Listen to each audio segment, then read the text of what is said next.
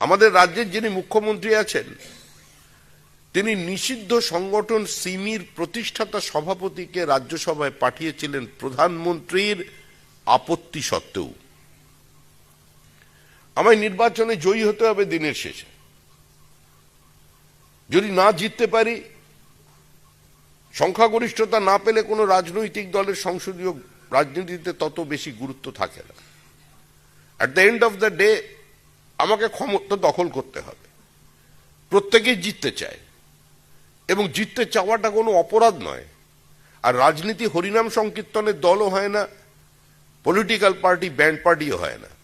সুতরাং সে তার মতো করে কৌশল করবে, নির্বাচনের কিভাবে লড়াই করবে সেটা ঠিক করবে।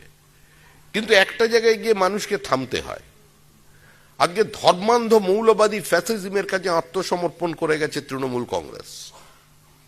আজকে পশ্চিমবঙ্গে যে সরকারটা আছে এটা কার্যত আর কোনো সরকার অবস্থায় নেই।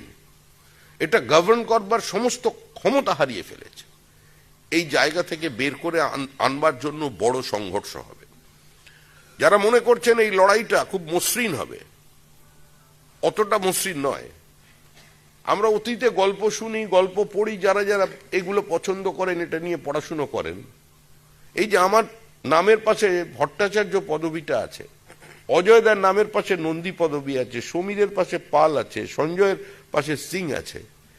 আমাদের পূর্বপুরুষের কথা যদি আমরা চিন্তা করি, তারা কোন অবস্থার মধ্যে ছিলেন, তারা কতটা ত্যাগ স্বীকার করেছেন এবং আমাদের 5 পুরুষ 6 পুরুষ আগে কত মানুষকে খুন করা হয়েছে শুধুমাত্র ভারতীয় হিন্দু হওয়ার অপরাধে, তাহলে হয়তো আমরাই কিছুদিনের মধ্যে অসুস্থ হয়ে পড়ব।